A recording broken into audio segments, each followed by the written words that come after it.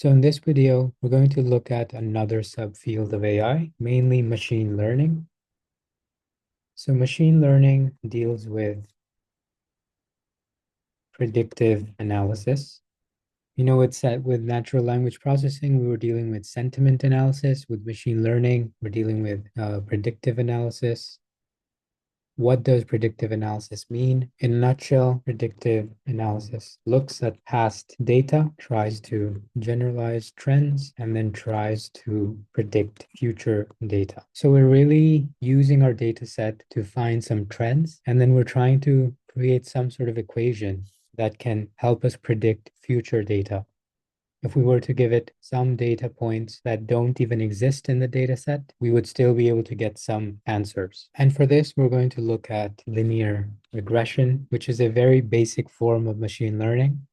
There's many more complicated models of machine learning, but linear regression is one of the more basic ones. So as I said before, we're trying to find some sort of equation that will help us predict future data. So linear regression is really, a method for us to find this equation. There's two types of linear regression, simple linear regression, and we also have multiple linear regression. In this video, we're going to look at only simple linear regression, where we have an equation such as y equals ax plus b. In the case of multiple linear regression, our equation would look something like y equals a1x1 plus a2x2. You can go on for many more variables since it's multiple. And then we have our intercept b. So again, we're only going to be looking at simple linear regression for our case.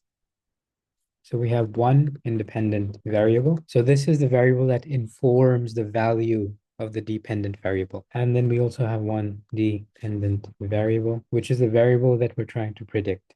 So in essence, we're using another variable to predict the value of another variable. And usually we're not given these values in our data set, but with enough data, we're able to make a good enough estimation of what a possible value or prediction for the dependent variable would look like. Even though we're not covering it in this video, I can also quickly talk about multiple linear regression. So multiple linear regression deals with more than one independent variable. But again, we only have that one dependent variable because this is always the variable we're trying to predict. And there will always be just one, which is y. Maybe a better name for instead of y would be y-pred, which stands for y prediction. So similar to Vader, we first have to import a library to use linear regression. We're going to use sklearn, which is a very popular machine learning library for Python. And we're going to use its linear model. And within that, we're going to import linear regression. Hopefully I spelled everything correctly. So it's running something in the background. It's probably checking if the library exists. If it does, I would not get any errors. So in my case, it did exist. But if it doesn't exist and you get a module not found error, remember what we did in the last video where we used this command pip install and then the name of the library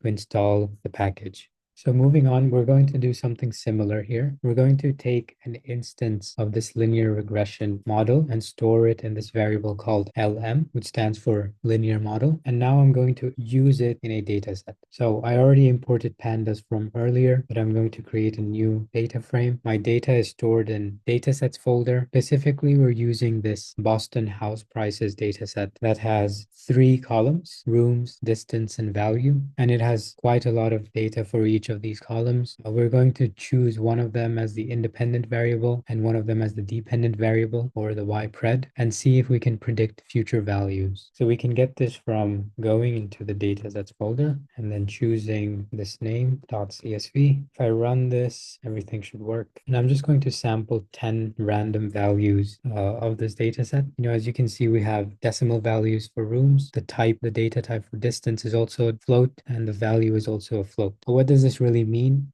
Since I downloaded the data set, I was able to learn more about what each of these columns mean. Let's do a small aside where we describe the data. So the first column is called rooms. This is the average number of rooms in a house. Our second column is called distance, and distance is the average distance of a particular house. Each row represents a different house.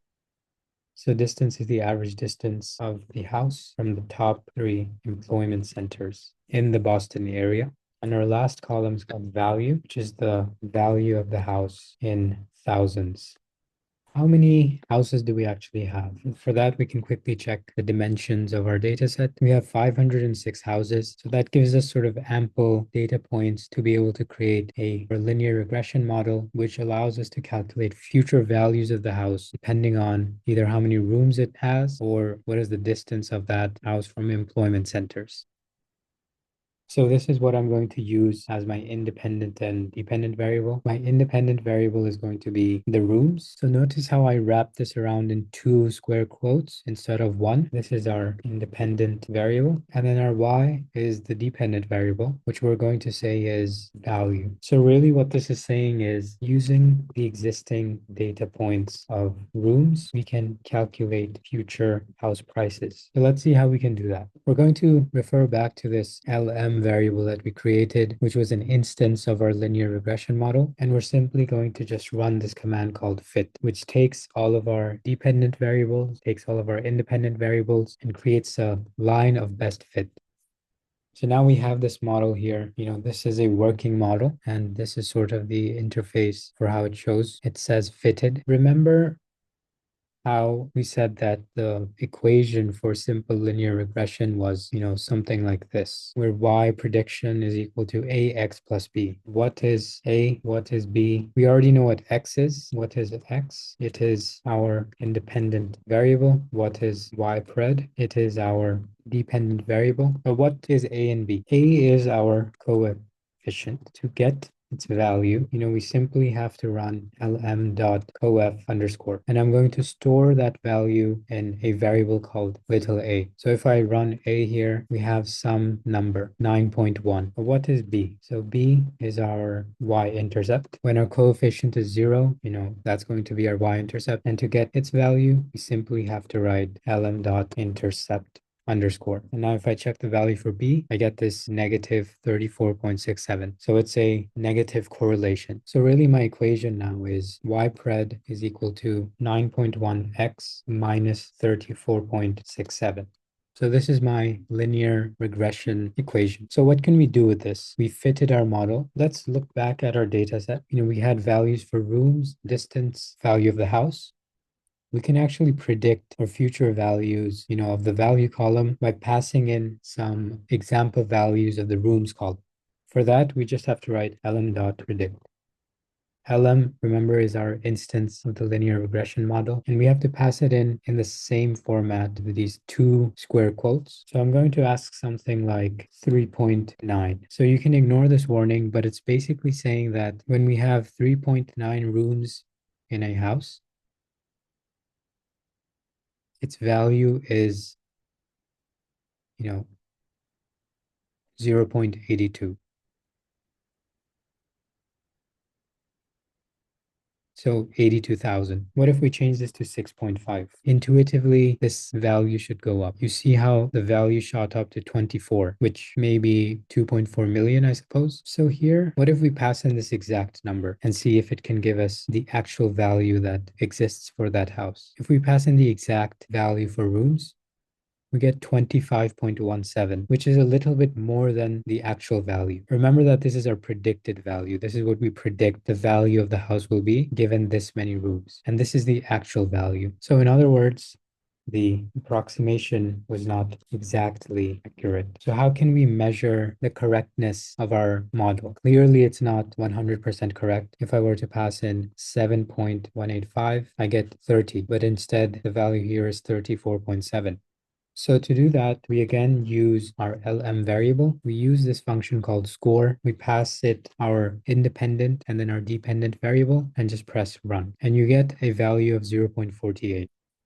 0.48 is our R squared value.